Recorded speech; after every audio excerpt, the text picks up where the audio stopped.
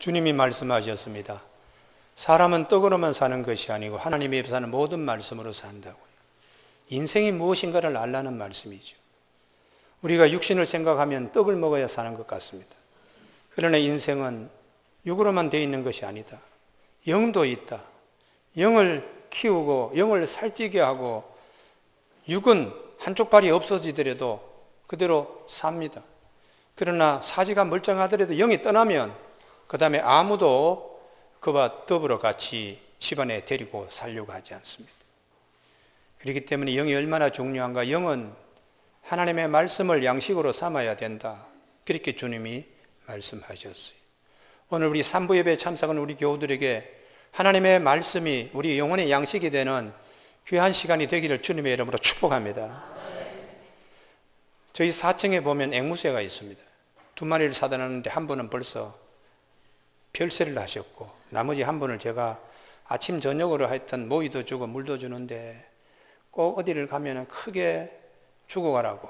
그래서 아침에 노회나 총회 회의가 있어서 가다 보면 먹이를 주지 않을 때는 먹이 달라고 그래서 먹이를 줍니다.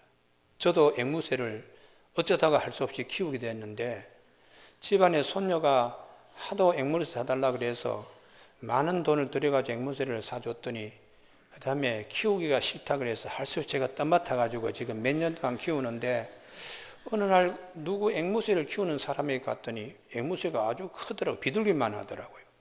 그래서 이런 앵무새는 가격이 꽤 나가겠네요 했더니 목사님 가격이 꽤 나가는 것이 아니라 많이 나갑니다. 얼마 정도 나가는데요? 굉장히 많이 나갑니다. 어떤 앵무새인데요? 족보 있는 앵무새입니다. 그래서 무슨 족보입니까 했더니 국가에 등록되어 있는 앵무새라고요. 자연보호종, 멸종위기에 있는 앵무새인데 이 앵무새는 말을 할 줄 아는 앵무새라는 거예요. 그러면서 이 검역소에서 보내준 족보를 보여주더라고요. 그런데 이런 새는 죽으면 반드시 신고를 무슨 병 때문에 죽었다는 신고까지 해야 되는 족보가 이렇게 되어 있는 새인데 주인이 이러더라고요. 이 새를 분양받기 위해서 아래에서 부화할 때에 여러 명의 경쟁자가 있었는데 추첨해가지고 이거 데려오는데 150만 원을 공탁해가지고 데려온다는 거예요. 그러니 아래에서 부화해가지고 다음날 죽을지도 모르는데 부화한 것을 150만 원 공탁금을 걸고 데려와서 키우는데 지금 6개월 되었는데 2년 키우면 말을 할 줄 안다는 거예요. 말을. 그러면서 이분이 얘기하더라고요. 우리는 이 새가 말을 하기까지 음식을 굉장히 조심시킵니다. 과일도 먹이고 야채도 먹이고 곡식도 먹이지만 절대로 고기는 먹이지 않습니다. 왜 고기를 먹이지 않습니까? 고기를 앵무새가 한번 딱 먹는 순간에 야성으로 돌아가기 때문에 고기를 주지 않으면 그냥 그 세상에서 고기 달라 그런다. 그러면서 말을 배우는 훈련의 기간을 다 놓치기 때문에 2년 동안에 허송세월하면 150만 원 주고 분양받아가지고 2년 동안에 정성껏 키워도 새값은 형편없는데 고기를 먹이지 않고 야성으로 돌아가지 않도록 하면서 정성껏 과일도 주고 곡식도 주고 야채도 주면서 키우며 사람에게 훈련된 새가 되면 말을 2년쯤 되면 하기 시작하는데 그 다음부터 이 새값은 천정부지로 뛴다는 거예요. 아침에 말을 하면서 잘 다녀오세요 이렇게 하면은 이게 한 300만 원짜리가 되고요. 퇴근할 때 오늘 수고 많이 하셨습니다 그러면은 애교를 떨면 500만 원으로 뛰고요. 수시로 주인님 왜 우울하세요? 이런 얘기까지 하면 아예 이게 1000만 원, 2000만 원으로 뛰는데 이게 이제 가격이 부지 기수라는 거예요. 제가 그 얘기를 가만히 들으면서 그래 하나님의 백성도 육의 양식이 아니고 영의 양식을 취해야 하나님의 사람으로 바뀌어서 하나님의 사람으로서의 등급이 좀 A 등급, B 등급, C 등급, D 등급으로 하나님의 사랑을 많이 받지 않겠나 하는 생각을 했습니다. 오늘 사도 바울이 로마 교회에 보내는 서신 가운데 우리의 인간 존재를 생각해 보십시오. 아담의 혈에서 우리 다 나온 죄인의 이 본성을 가지고 있습니다. 모든 사람이 다 죄를 범하였으며 하나님의 영광에 이르지 못하더니 그리스도 예수 안에 있는 속량으로 말미암아 하나님의 은혜로 값없이 의롭다 하심을 얻은 자 되었습니다. 이제 하나님의 모든 자비하심으로 형제를 권합니다. 너희 몸을 하나님이 기뻐하시는 거룩한 산 제물로 드리라. 이는 너희가 드릴 영적 예배인데 이 세대를 본받지 말고 마음에 새롭게 함으로 변화를 받으라는 거예요. 새롭게 함으로 변화를 받아서 하나님의 선하시고 기뻐하시고 온전한 뜻이 무엇인가 분별하며 살라 그러면 내 마음에 변화가 일어나야 되는데 이 변화는 먹는 음식에 따라 달라지는 거예요. 육의 양식에만 그냥 취해가지고 무엇을 먹을까 무엇을 마실까 주로 거기에 관심이 있고 영적인 것에 아무런 관심이 없으면 이분은 하나님 나라의 백성 되기가 어렵다. 하나님 나라의 백성이 되어서 안녕하십니까? 오늘 잘 지냈습니다. 하나님 이런 일이 있습니다. 이렇게 하나님과 영교하려 그러면 제 1순위의 첫 어절이 하나님의 나라는 하는 이 음성이 항상 내 영혼의 견인차처럼 들려져야 된다는 거예요. 어떤 일이 있을 때에 아이고 이거 어떻게 하나 육적인 일로 우리의 야성으로 다시 돌아가서 이렇게 저렇게 해결할 수 있으면 절대로 그분은 하나님의 은혜의 세계 깊은 데까지 못 나간다는 거예요. 그래서 우리가 성경하면 창세기 하면 1장을 얘기합니다. 창세기 1장은 하나님이 천지를 창조하셨는데 그냥 창조한 것이 아니고 땅이 혼돈하고 공허하며 흑암이 깊음 위에 있고 이게 무슨 말인가 하면은 말할 수 없는 무질서의 세계를 얘기하죠. 이런 곳에 하나님의 신이 여호와의 신이 수면이 운영하시면서 이를 어떻게 다룰까 이러면서 이제 돌 때 하나님께서 여호와께서 말씀하시기를 빛이 있으라 이렇게 하시면서 하나님의 창조 사역이 시작되었는데 이 하나님의 창조 사역이 질서 있게 무질서에서 질서 있게 어둠에서 빛으로 이렇게 바뀌어가는 과정에 이런저런 생물 피조물이 생기기 때문에 하나님이 기뻐하셨다. 우리의 마음도 마찬가지죠. 눈앞이 캄캄하고 힘들고 죽박죽이 되어서 내가 어디로 가는지 인생이 어떻게 되는지 향방도 모르고 그냥 뭐 건들건들 그냥 다니고 그러다가 속에 막 그냥 용암처럼 들끓는 그런 성품으로 이렇게 되어 있는데 성령님이 그 위에 오셔서 어떻게 하실까 하고 말씀의 빛으로 우리에게 투시시키자 우리 마음이 이게 싹 이렇게 바뀌는 거예요. 할렐루야. 그래서 하나님의 사역이 시작되는 거예요. 할렐루야. 그래서 오늘 사도 바울이 이 경지를 알기 때문에 하나님의 나라는 하는 첫 말씀으로 오늘 우리를 인도하십니다. 이 한 주일 동안에 나의 모든 것들을 볼 때에 하나님의 나라는 이라는 음성이 꼭 들려질 수 있기를 주님의 이름으로 축복합니다. 하나님의 나라 제일 먼저 생각하라. 예수님께서 오셔서 사역하실 때에 대개 임금들은 배산 인수위 지역에 좋은 기름진 평야를 가지고 어떤 물산의 산지라든지 그런 곳에다가 도읍을 정합니다만 만왕의 왕이신 예수님께서는 어둠과 흑암이 있는 곳에 베이스 캠프를 설치하시고 거기에 개업이가 의원을 갖다가 만들듯이 주님이 갈릴리 북부 지역에 있는 가버나움, 스불론 땅과 그리고 납달리 땅과 요단 저편 해변길 이방의 갈릴리에 주님이 베이스 캠프를 설치하셨어요. 세상의 인간 같으면 국경 지방에 매일 싸움이 들락날락하는 곳에 베이스 캠프를 설치하지 않습니다. 왕의 도읍을 설치하지 않습니다. 그러나 예수님께서는 창세기 1장에 하나님이 흑암과 어둠 이런 깊은 곳에 성령이 오셔서 운행하시면서 빛을 창조하시고 하나하나 질서의 세계로 바꾸듯이 주님은 이 흑암에 앉은 백성 그리고 사망의 땅과 그늘에 앉은 자들을 그 땅에 주님이 오셔서 베이스 캠프 그리고 거기에 사역의 시작을 하실 때에 주님이 제일 첫 번째 선포가 하나님의 나라였습니다.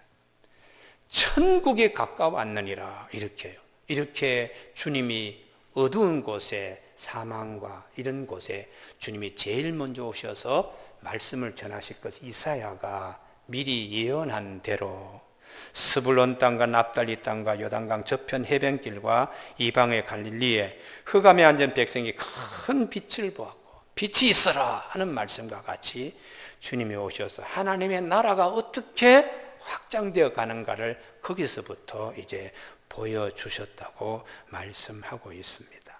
교우 여러분, 예수님이 오심으로 하나님 나라가 이제 시작되는데요. 이게 앞을 보시기 바랍니다. 만약에 저기 높은 데 커튼이 있다고 생각하면 저 높은 커튼이 밑에까지 이렇게 축 처져 있을 때 내가 가서 커튼 밑자락을 여기까지 이렇게 끌고 가서 여러분 저기 위를 보십시오. 이 커튼이 위를 보십시오. 할 때 이 커튼을 내가 미리 앞당겨서 이렇게 가져온 거.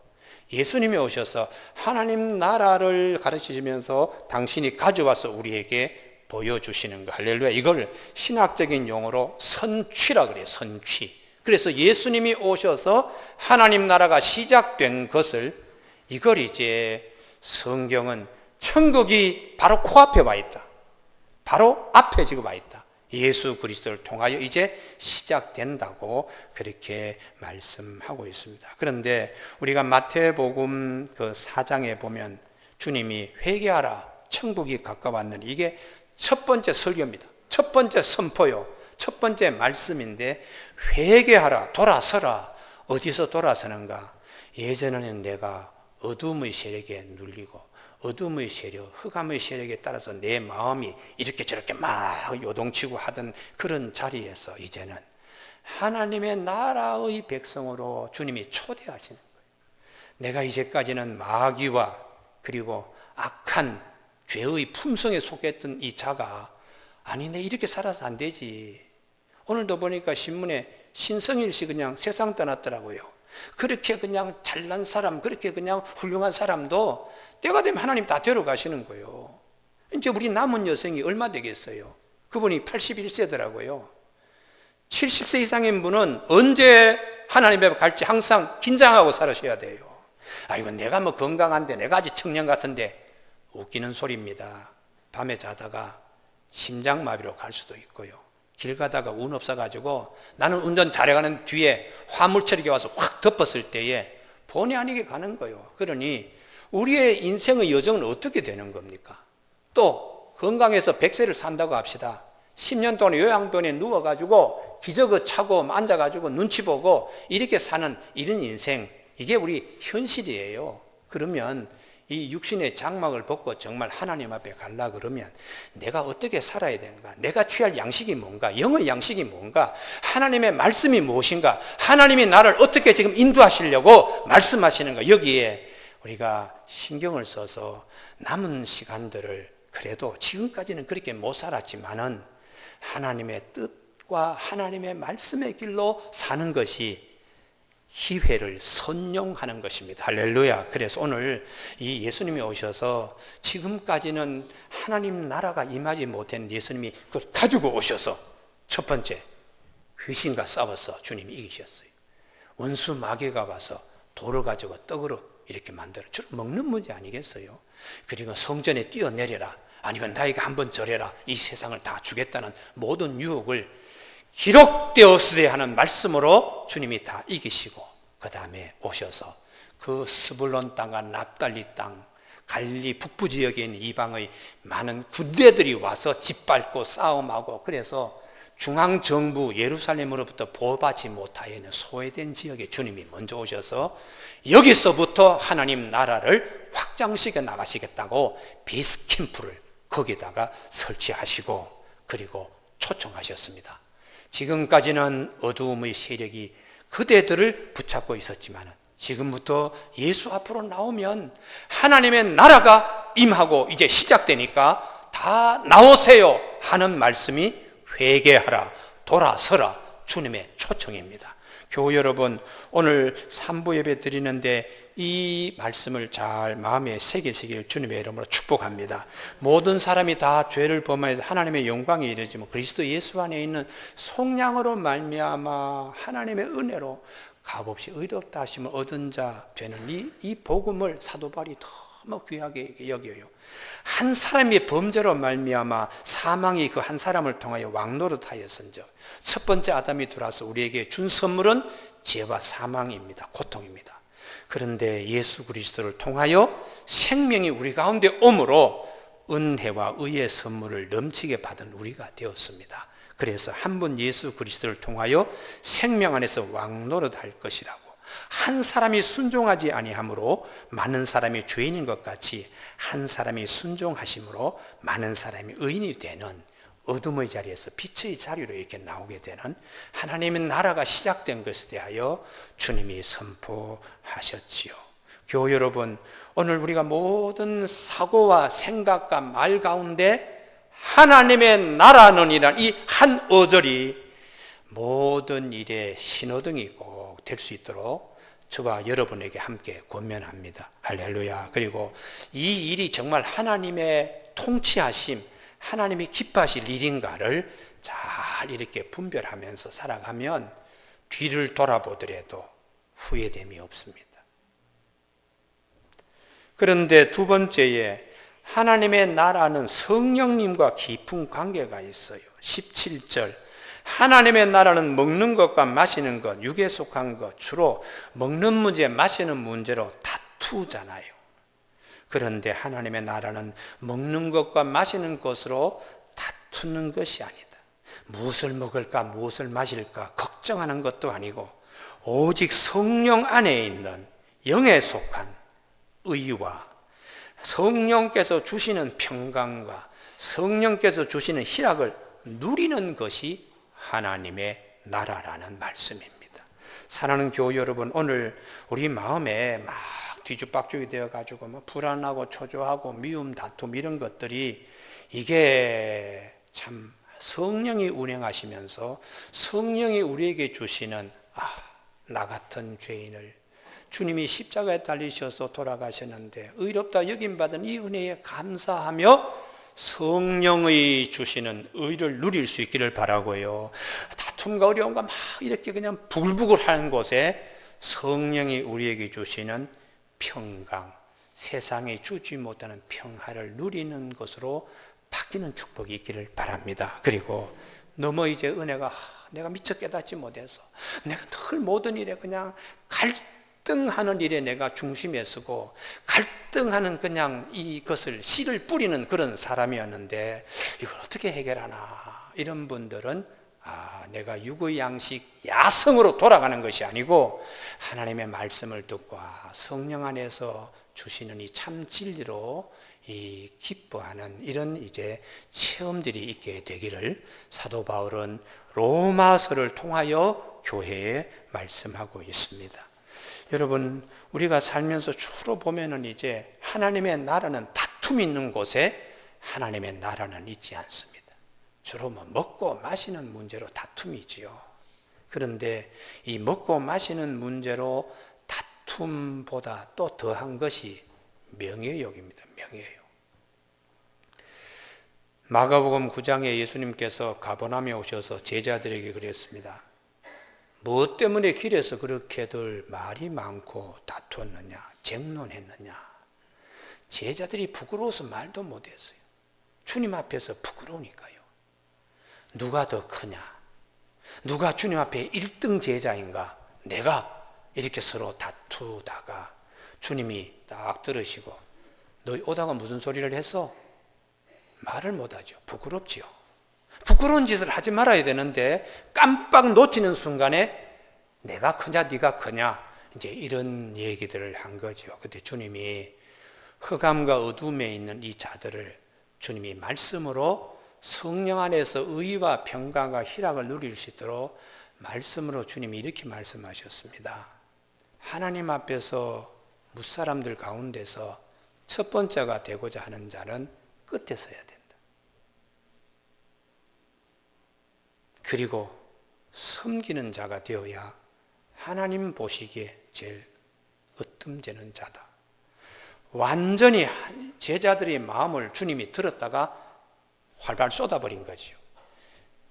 내 자신이 늘 으뜸되고자 하는 그런 야성들, 야망들, 하나님이 보시기엔 아주 싫어하는 그런 이제 기질들, 주로 이제 가정에 보면은 이제 그런 경우가 많습니다.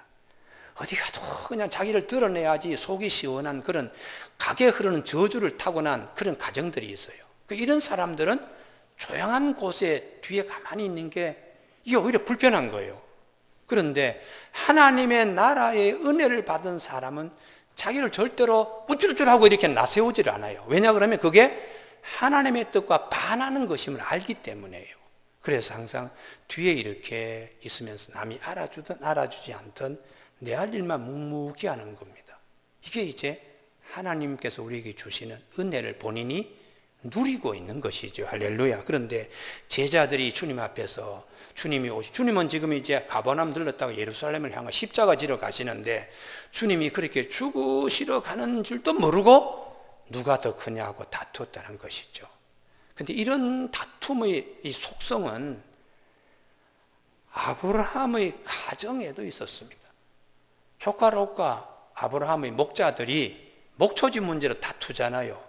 짐승의 먹는 문제로 서로 다툴 때에 아브라함이 하나님 나라의 백성으로 하나님 나라를 가나안 땅에 와서 이루기 위하여 본토 친척 아비집도 다 버리고 말씀을 따라 온 아브라함은 이걸 끝까지 견지했어요.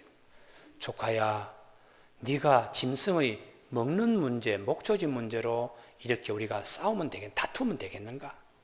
여기에 믿지 않는 가나안 족속들이 다 우리를 보는데 여기에 하나님 나라가 이제 시작되려 그러면 내가 양보할게. 싸움하지 말자. 그래서 목초지를 떼서 에덴 동산 갖고 애굽이 들과 같은 좋은 목초지를 다투지 않고 줘버렸어요. 근데 문제는 그렇게 안목의 정욕을 따라서 다투어서 뺏은 조카 롯은 얼마 있다가 그 땅에 유황불 세례가 나면서 다 잃어버려요. 근데 다툼을 피한, 먹는 것으로, 마시는 것으로 다툼을 피한 아브라함은 요단 서편 자갈밭 위에 이렇게 있으니까 하나님이 찾아오셔서 내가 네와 함께 하겠다, 동행의 복을 약속하는 거예요. 할렐루야. 그러면 이후에 역사의 흐름에 소돔과 고모라가 망하면서 아담은 그 모든 생활 터전을 다 잃어버리고 모든 걸 다 잃어버렸어요. 장래에도 그의 두 딸 조카로 이제 두 딸 모압과 암몬 족속이 남아서 여호와의 총에도 못 들어오는 그런 부끄러운 후손들을 남기고 있잖아요. 근데 반대로 하나님은 다툼의 자리에서 양보하고 손해본 아브라함을 하나님이 들어서 하나님의 역사의 주인공들이 되게 하는 하나님의 축복이 있습니다. 그래서 오늘도 우리 예배 드릴 때에 아이고 그때 그 싸움에서 내가 졌는데 마음이 아파 그러지 마십시오. 하나님이 진 자리에 아브라함에게 찾아오셔서 약속하시는 동행의 복이 꼭 드러날 수 있기를 바랍니다. 그래서 하나님은 어떤 사람과 함께 동행하시는가, 이게 굉장히 중요합니다. 근데 이제 아브라함의 후예들 가운데도 이 광야에서 주로 일들이 다툼의 일이었어요. 모세가 사흘길 데려가서는 마실 물이 없다고 먹는 것과 마시는 문제로 다툼이 있었습니다. 그때 모세는 다투지 않고 하나님께 어떻게 하면 좋겠습니까? 하나님이 그때마다 길을 열어주신 거예요. 피할 길을 열어주셔서 나뭇가지를 가지고 쓴물을 달게 만드는 하나님의 나라가 임하는 것을 보게 하셨어요. 할렐루야. 그리고 또 고기가 없다고, 정욕을 키울 수 있는 고기가 없다고 하고 먹는 것으로 또 다투었어요. 그때 하나님이 아이고 메추라기 떼를 하루 종일 걸어가던 넓은 지역에다가 이렇게 내려서 사람이 별 도구 없이 손만 내뻗치면 잡을 수 있는 거리로 공기압을 낮추어 가지고 새들이 거기에 다니게 했어요. 그래서 양손으로 잡고 잡은 고기를 입으로 뜯고 씻기도 전에 막 넘기려고 주로 탐욕에 빠져있는 이런 사람들로 인해 많은 사람이 죽었는데 그곳을 기브롯 핫다와 탐욕의 무덤이라고 기억나게 했습니다. 그러니까 먹는 문제로 다투고 하는 것은 하나님의 나라가 임하는 것이 아닌 것이다. 그래서 우리가 오늘도 하나님의 나라는 영적인 것으로 기뻐하는 아주 고차원적인 이 신앙생활을 하도록 그렇게 말씀하고 있습니다. 예배 시간 가운데에 주님, 나는 늘 인생의 경쟁 사회에서 졌습니다. 그러나 하나님의 위로가 있습니다. 할렐루야. 하나님은 늘 이기는 자의 편이 아닙니다.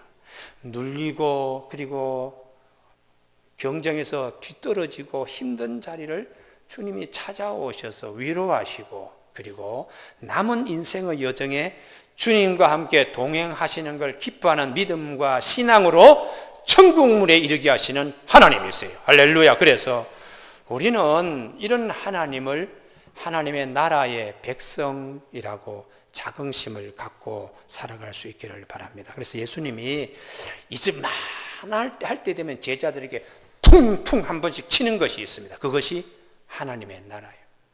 너희들은 마귀의 나라, 마귀의 백성이 아니고 하나님 나라의 하나님 백성이기 때문에 잊을만 하면 야성으로 돌아가지 않도록 퉁퉁 하나님이 천국을 많이 말씀하셨습니다. 주님이.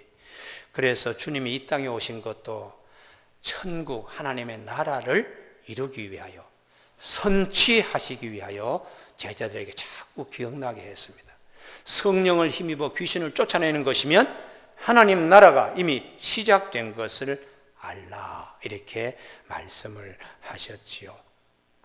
그래서 하나님의 나라는 먹는 것 마시는 것으로 다툼이 있는 것이 아니고 성령 안에 있는 의와 희락과 평강을 누리는 것에 있다고 수없이 이제 말씀하시는데, 우리가 한 말씀, 이번 한 주간 동안 내 영혼에 하나님의 나라는 하는 이 음성이 크게 들려지면은 이 말씀이 내 마음밭에 하나의 작은 겨자씨를 자기 밭에다가 심은 자의 축복이 있습니다.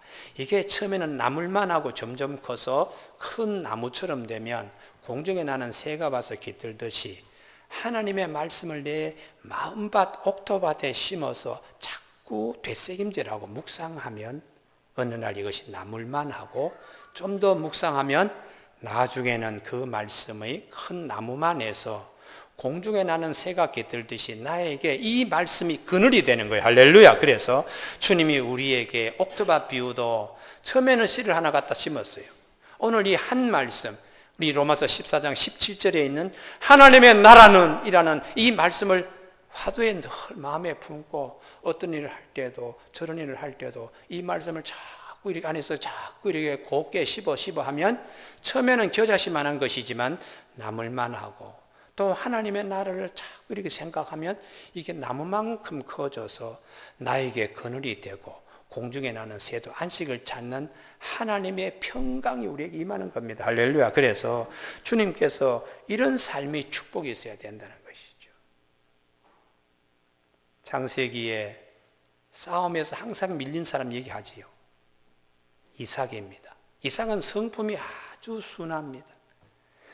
아내를 아버지가 정한 노정이 그냥 택해서 데려오더라도 하나님 감사합니다 하고 리브가를 맞이했어요. 자식을 낳지 못했어요. 하나님 자식 낳게 해주세요 했더니 하나님이 자식도 낳게 해주세요. 항상 하나님만을 바라봤어요. 그런데 그랄 땅에 있을 때에 하나님께서 기근이 이렇게 나고 가뭄이 왔는데 짐을 싸들고 내려가려니 하나님께서 너 떠나지 마. 이곳이 너 지켜야 될 베이스 캠프야. 알겠습니다. 그렇게 했더니 하나님께서 그의 농사 짓는데 다른 집보다 100배의 결실을 더 맺게 해주신 거예요. 그래서 참 할렐루야 하는데 다툼이 있잖아요. 블레셋 사람이 악한 본성, 야성들을 가진 사람입니다. 남 잘 되면 싫어하고 미워하고 강탈하려고 하는 이 블레셋 사람이 시기 질투하여 이삭 눈에 가시다. 보기 싫어. 너 떠나. 이러면서 다 뺏은 거예요. 그래서 가서 우물을 파가지고 또 마실 물도 있어야 되고 물이 있어야 사니까 죽어라 하고 파놓으면 와서 또 우물을 메꾸고 또 뺏어가는 겁니다. 그래서 그 인물을 아이고 이렇게 늘 싸움이 있나 에세이라고 이름을 줘. 그리고 또 멀리 좀 가서 신나라고 하는 이 우물을 또 봤더니 또 와서 또 그냥 또 강탈하고 다툼으로 싸움으로, 그래서 이름을 신나 대적이라고, 이렇게 우리가 늘 적대관계에 이렇게 되느냐 그렇게 이름을 붙이고 떠났어요. 누구보에 봤더니 따라오질 않아서 싸움을 면했는데, 그래도 변두리에 밀려갔지만은 하나님이 우리를 이렇게 넓게 하셨다고 영적으로 재해석하는 거예요. 할렐루야. 그러면서 그날 밤에 부엘세바에 올라가서 하나님, 참 하나님만을 바라봅니다 하고 기도해 하나님께서 내가 너와 함께 동행하리라 그 말씀 듣고 이제 종들이 아침 운물을 봤는데, 그러자마자 새날이 밝아오는 겁니다. 싸움을 자꾸 싫어하면서 뒤로 자꾸 물러갔던 이런 이삭에게 하나님이 새날을 허락하셨어요. 아침에 동이 이렇게 밝아오는데 그렇게 나에게 가시 노릇하고 채찍 노릇한 아비멜렉이 친구 비골과 군대 장관 아우삭을 데리고 와서, 군대 장관 비골과 친구 아우삭을 데리고 와서 우리 화친해야 되겠습니다. 그동안에 참 우리가 못된 짓 많이 했는데 하나님이 그대와 함께하는 걸 보고는 우리 평화적 맺으십시다. 그때 이삭이 잔치를 해서 그들에게 악을 선으로 갚으면서 그들을 돌려보냈더니 하나님이 부엘세바에서 물이 터지게 한 겁니다. 할렐루야. 종들이 나가서 그 부엘세의 운물물을 봤더니 아브라함 때에 파는 축복의 운물의 샘을 맛보게 했다고요. 그러니까 싸움을 하려고 하지 않고 자꾸 피하고 하나님께 나아가는 자의 복을 이삭을 통하여 하나님 우리에게 말씀하셨어요. 그래서 사도 바울이 여러분 교회 안에 음식 문제, 먹는 문제, 이런 육적인 문제로 다툼이 있으면 하나님의 나라가 이루어지지 않습니다. 이런 다툼이 아니고 먹는 문제, 마시는 문제, 뭐 고기가 제사상에서 나왔느냐 안 나왔느냐, 또 시장에 가면 이걸 따져야 되느냐 말아야 되느냐, 채식만 해야 된다, 이런 문제로 다툼이 교회 안에 있지 말고요, 성령이 우리에게 주시는 신뢰한 것을 누리도록 해야 됩니다. 이렇게 권면하고 있습니다. 그렇게 하면은 하나님이 참 기뻐하신다는 거지요. 18절 이로써 그리스도를 섬기는 자는 하나님을 기쁘게 하며 사람에게 칭찬을 받는다, 이렇게 말씀하고 있어요. 그 다음에 이제 우리가 하나님의 나라를 가정에도 직장에도 우리의 교회도 사회도 세워지는 데에 제일 중요한 기둥이 있습니다. 그 기둥은 화평과 덕을 세우는 두 개의 기둥입니다. 우리가 내 마음에도 성전 삼으신 하나님이 마음이 화평하지 못하면 하나님의 나라 임재를 경험하기 어렵습니다. 마음이 편안해야지 주님의 역사를 경험하게 돼요. 그리고 어떤 일을 했을 때 덕을 세우지 못한 일은 항상 내 마음에 걸림이 되는 거예요. 그러나 양보하고 지고 이렇게 덕을 세우는 일로 내 마음의 성전의 기둥을 삼으면 하나님이 나와 함께 하심을 우리가 체험할 수 있습니다. 할렐루야. 그래서 오늘 우리 교회나 가정이나 이 화평과 덕을 세우는 제사장들이 다 되시길 바랍니다. 가정에도요, 아버지가 이런 제사장이 되어야 돼요. 아버지가 가정에 화평하면 온 식구가 다 화평합니다. 역시 산부 예배도 아멘이 안 나오네요. 참 마음에 찔려서 그럴까요? 아버지가 뭐 밖에서 와서 큰 소리로 그냥 화를 내고 짜증을 내고, 그런 사소한 일로 하나님의 나라가 임하는 가정을 깨는 경우가 얼마나 많아요. 반찬 타박하고 아여이 뭐 어쩌고 저쩌고 막 그러고 사소한 일로 그냥 뿍뿍거리면서 가정의 평화를 깨면 그 어떻게 되겠어요? 어머니가 가정의 화평과 덕을 이루는 제사장이 되기를 바랍니다. 근데 어머니가 그냥 딸아이를 그냥 쥐잡듯이 드럼 세탁기에 넣어가지고 돌리듯이 그냥 그렇게 막 그러면 그 아이는 부모의 사랑을 받지 못하고 크기 때문에 마음에 깊은 상처가 어느 날 다른 것으로 이게 이제 발산이 되는 거예요. 그렇게 되면은 일생이 이 아이에 대한 장래가 휘어진 채로 가게 됩니다. 그래서 우리가 부모님이 또 회사에는 위에 있는 분들이, 교회는 목사와 또 지도자들이 우리 있잖아요. 또 그런 분들이 다 화평과 덕을 세우는 일꾼이 되어야 공동체가 하나님의 나라가 되는 것이에요. 제가 어릴 때 제 친구들이 참 초등학교 6.25 전쟁 이후니까 뭐 보면 이 상위 군인들이 많잖아요. 뭐 발도 잘라지고 다리도. 그러니까 이분들이 화가 나가지고 자기 가족 식구들에게 폭력을 해서 행사해요. 가정폭력. 그러니까 다리가 잘라졌으면 상위 군인이기 때문에 참 나라에 귀한 그 헌신도 했지만은, 그러나 그 원통함을 가족 식구들에게 푸는 거예요. 그러니까 밤에 술을 마시고는 그냥 부인을 뭐 그냥 때리고 자식들을 때리고, 그러니까 아침이 되면은 얼굴이 퉁퉁 부어요. 얼마나 그냥 울고 얼마나 맞았는지. 초등학교에 이렇게 가는데 언덕이 있었는데 이 친구는 언덕을 올라오다가 주저앉아요. 워낙 가정폭력에 시달려가지고 심장에 항상 두근거리니까 힘들면 제대로 걷지 못해요. 그래서 제가 그랬습니다. 하나님, 세동의 아버지를 잡아가는 귀신도 없습니까? 내가 얼마나 했으면 내가 어린 나이에 언덕을 올라오면서 그랬는지. 지금은 참 보고 싶어요. 그 친구가 세상을 떠났는지 어느 곳에 있는지, 지금도 잘 사는지, 지금도 심장 박동이 약해가지고 힘들어하는지. 가정폭력이 낳은 결과물입니다. 우리 아름다운 동산교회에 어둠과 다툼이 있는 이런 것이 성령이 운행하셔서 흑암에 갇혀있던 자들이 빛을 보는, 하나님의 나라가 임하는 하나님 나라의 백성이 되어서 성령이 우리에게 주시는, 공급해 주시는 의와 평강과 희락을 먹고 마시는 즐거움이 있는 한 주간이 되시길 주님의 이름으로 축복합니다. 기도하시겠습니다.